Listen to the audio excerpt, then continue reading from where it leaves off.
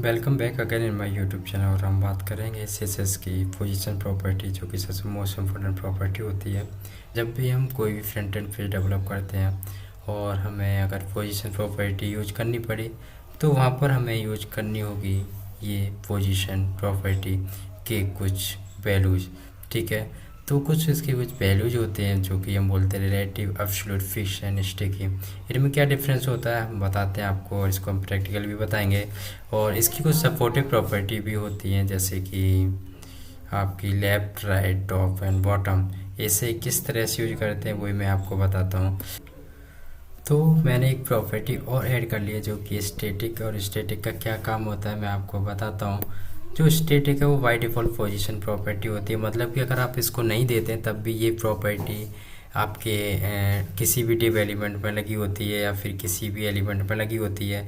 ठीक है, तो हम इसको बिल्कुल भी नहीं जानेंगे। और सबसे पहले हम बात करेंगे रिलेटिव की। ठीक है, तो ये एक डिव है, मान लो लेट से, जिसमें आपने कुछ कंटेंट लिखा हुआ है।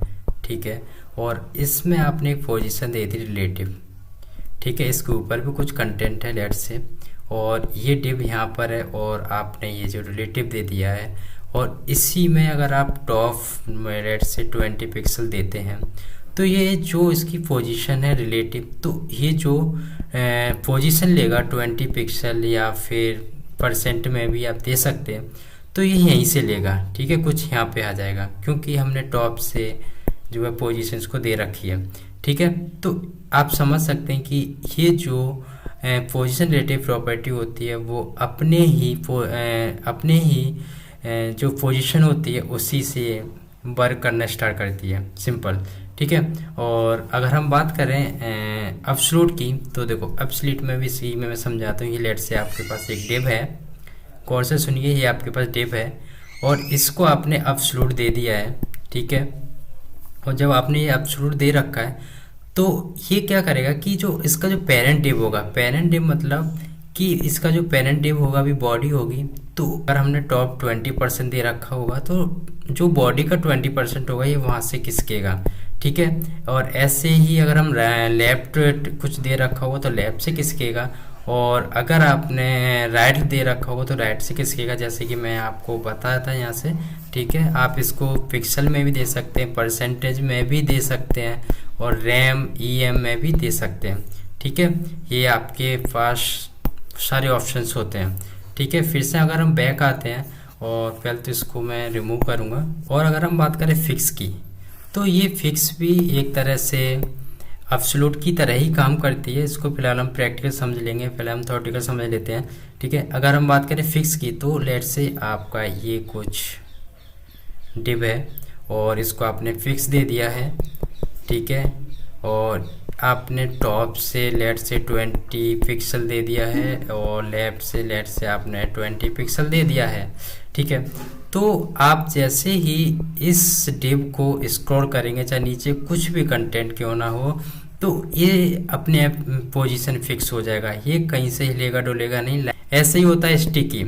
स्टिकी क्या होता है, ये भी फिक्स की ही तरह होता है, बट इसको हम जैसे 20 पिक्सल अगर हम ऊपर से दे रखे हैं, और मान लो राइट से भी 50 पिक्सल दे रखे हैं, तो इस पोजीशन पे जाके फिक्स होगा।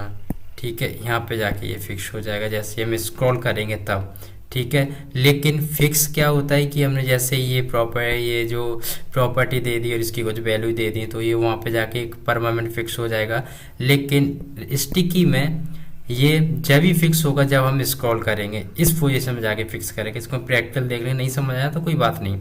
ठीक है, और स्टैटिक हमें करना नहीं है क्योंकि ये बाय डिफॉल्ट प्रॉपर्टी होती है, इसमें आप टॉप, बॉटम, राइट, लेफ्ट कुछ भी दे दो, इसको कोई फ़र्क नहीं पड़ेगा।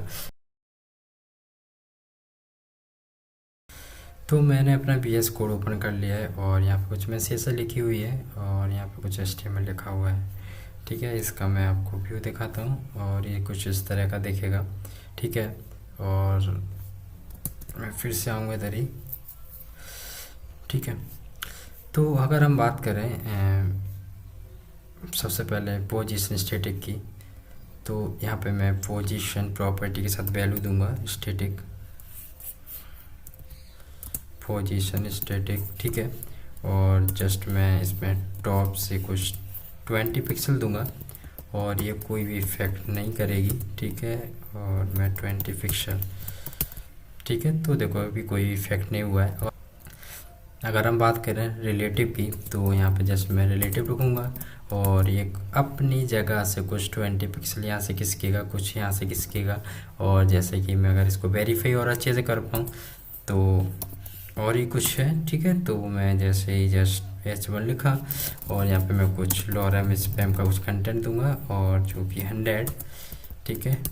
और ये देखिए, ठीक है, आपको समझ आ गया होगा। रिलेटिव ये अपनी ही पोजीशन से स्पेसेस को लेता है, ठीक है। और अगर हम यहाँ पर H1 और यहाँ पे कुछ और कंटेंट लिखें 23 का, ठीक है, कुछ इस तरह का आ गया अब, ठीक है। तो अब हम बात करेंगे एब्सोल्यूट की।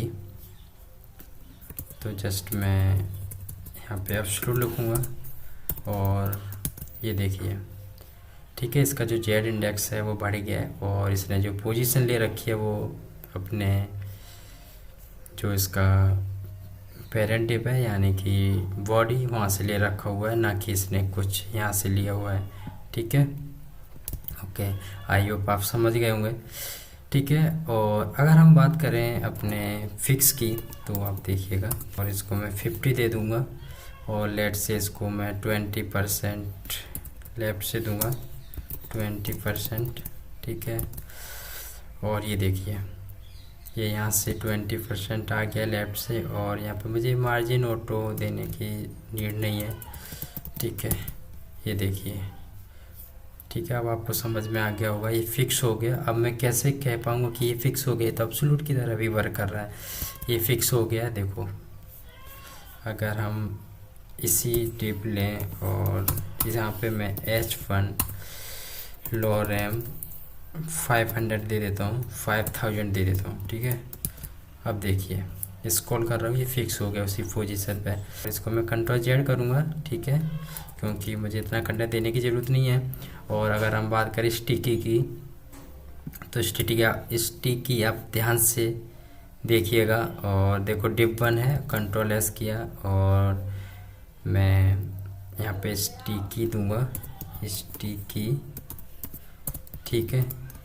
ओके, अब देखो अभी ये स्क्रॉल नहीं हो रहा और मेरे को फिर से कुछ कंटेंट बढ़ाना पड़ेगा, Ctrl+S एंड अब देखिएगा, अब जैसे मैं स्क्रॉल करूँगा तो ये देखो अभी कुछ हुआ, ये देखो अभी यहाँ पर ही है ये, लेकिन ये फिक्स कहाँ पर होगा, अपनी उसी पोजीशन जो हमने एक्चुअली दे रखी हुई है, ठीक है। तो इस तरह से स्टिकी काम करता है। तो आइए आपको समझ में आ गई होंगी चारों प्रॉपर्टी। और लेकिन सबसे एक मोस्ट इम्पोर्टेंट इसमें जो सिनेरियो रहता है वो मैं आपको बताना चाहता हूँ, ठीक है। अगर देखो ये मैंने दे रखा है डिव एब्सोल्यूट के साथ और इसे मैं एब्सोल्यूट करूँगा फ़िलहाल, ठीक है। और ये जो अभी स्पेस ले रहा है वो डिप से ले रहा है, यानी कि अपनी पोजीशन टॉप और उसका लेफ्ट, ठीक है। लेकिन मैं चाहता हूँ कि इसका भी कुछ पेरेंट मैं बनाऊँ कस्टम, ठीक है। तो उसके लिए आप क्या करेंगे, डिप 1 है और लेट से अगर मैं यहाँ पे एक और डिप ले लूँ और सिंपल अगर मैं इसे कॉपी करके इधर डाल दूँ इसमें, ठीक है। तो अब आप कहेंगे कि इसका जो पेरेंट है ये है, लेकिन अभी भी इसने अपना पेरेंट अभी भी नहीं माना है और ये जो अपनी पोजीशन ले रहा है अभी भी बॉडी से ले रहा है। क्योंकि देखो अगर मैं H1 करूं तो Ctrl+S करूं तो एक्चुअली ये पता नहीं चल रहा सही से, तो मैं इसका कुछ H1 है और इसका जो कलर है मैं कुछ और दे दूंगा जिससे कि मुझे और अच्छे से पता चले। कलर मैं दूंगा इसका ग्रीन, ठीक है। ओके, ये रहा ग्रीन, क्लास डिप 2, ठीक है, डिप 2 दे दिया। और मैं यहीं पे आऊँगा /डिप 2, ठीक है। इसको मैं जो पोजीशन है वो मैं दे दूँगा रिलेटिव, ठीक है। अब देखिए अब ये काम कर रहा है अपने पेरेंट की तरह, जो कि मैं डिप 2 है, ठीक है। आई होप ये वीडियो आपके लिए काफ़ी हेल्प करेगी जब भी आप कोई फ्रंट एंड पेज डेवलप करेंगे। सो प्लीज़ इस वीडियो को लाइक कीजिए और इस चैनल को सब्सक्राइब कीजिए।